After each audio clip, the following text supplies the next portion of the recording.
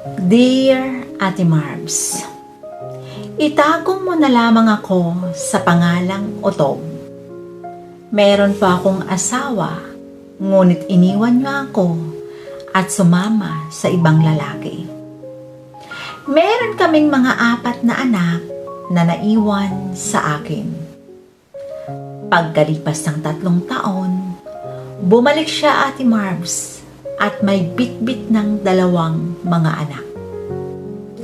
Humingi siya ng tawad sa akin at nangakong hindi na niya uulitin ang kanyang ginawa. At sa awa ko, pinatawad ko naman siya. Galit sa kanya ang aming mga anak na naiwan niya noon sa akin. Pero ang sabi ko sa kanila, patawarin na ninyo ang mama. Bagamat nandito na siya nakatira sa aking pamamahay, hindi ko pa rin maiwasang tanungin ang aking sarili kung bakit ganun ko na lamang kabilis mapatawad ang taong nanakit sa akin. Dahil siya ang ina ng aking mga anak, unting-unti bumalik ang tiwala ko sa kanya. Nakita ko naman na masaya ang mga bata. Kaya naganahan akong magtrabaho. Parang na-inspire uli ako. Isang araw Ate Marbs, nagpaalam siya sa akin na mamamili daw sa bayan. At pumayag naman ako. Ngunit maghapon na ay hindi pa rin nakabalik. Nagsimula akong mag-alala.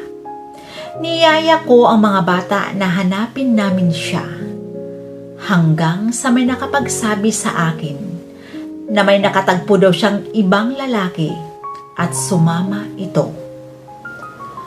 Sobrang sakit ng aking naramdaman Ate Marbs, pero wala akong magawa kung di ang tanggapin. At ang sabi ng mga bata, tatay, hayaan mo na lang si nanay.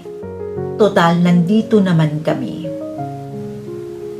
Itinuring kong mga anak ang 2 niyang anak na naiwan sa akin.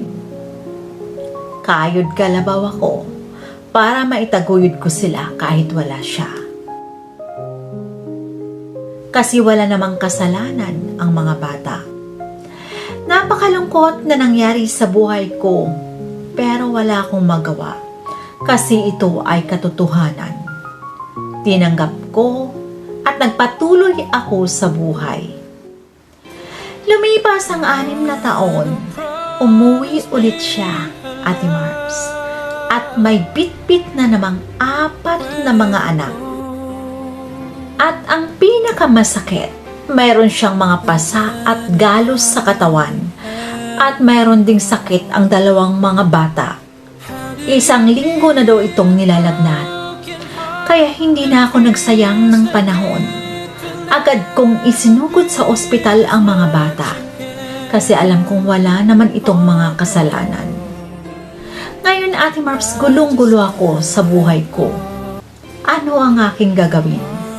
Pansamantala po akong umalis sa bahay at umuwi lamang ako para magdala ng kanilang mga pangangailangan at pagkain. Kasi alam ko naman na kapag hindi ko sila tatanggapin, saan sila tutuloy? Kaya ako na muna ang umalis. Ano ang aking gagawin Ate Marbs?